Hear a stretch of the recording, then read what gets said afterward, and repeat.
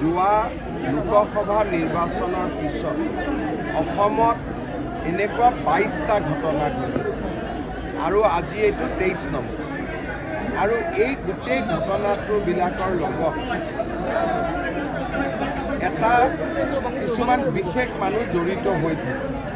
আৰু লোকসভা ইলেকশ্যনৰ পিছত তেওঁলোকে বহুত এনকাৰেজমেণ্টো পাই আছে তাৰ পিছত এটা ঘটনা কৰি আছে আমি টাফ একশ্যন ল'ম এতিয়া মই ডিজিপিক পঠাইছোঁ ঢিঙলৈকে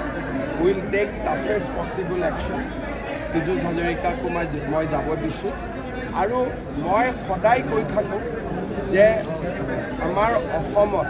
নামনি আৰু মধ্য অসম বৰাক ভেলী আদিৰ দৰে জাগাত আমাৰ খিলঞ্জীয়া মানুহ লোকেল মানুহবিলাক বহুত ভয় আৰু সন্ত্ৰাসৰ পৰিৱেশত থাকে অসমৰ মানুহে যিমান এই কথাবোৰ বুজিব সিমানে আমাৰ কাৰণে ভাল বাকীটো আইনত যি ব্যৱস্থা ল'ব লাগেতো মই ল'মেই কিন্তু আমি যিমানেই সেন্সিটিভ হওঁ যে এই জায়গাবিলাকত কেনেকৈ আমাৰ মানুহবিলাক থাকে কিমান কষ্টত থাকে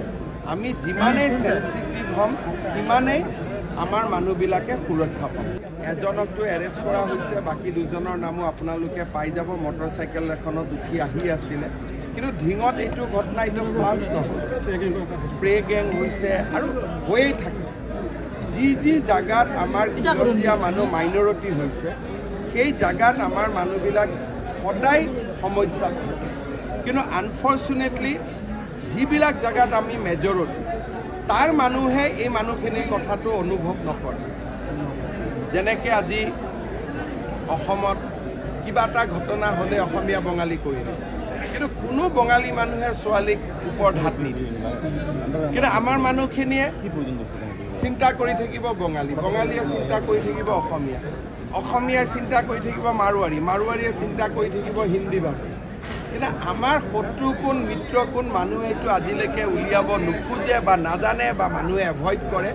date is the biggest irony সেইটোৱে আজি আমাৰ আটাইতকৈ ডাঙৰ সমস্যা চৰকাৰেতো পদক্ষেপ লৈয়ে আছে চৰকাৰে পদক্ষেপ লৈ থাকিব কিন্তু মানুহৰ ভিতৰত থকা যিটো জন্তু সেই জন্তুটোক চৰকাৰে কেনেকৈ আগত বুজি উঠিব এইটো ঘটনাৰ পিছতহে চৰকাৰে গম পায়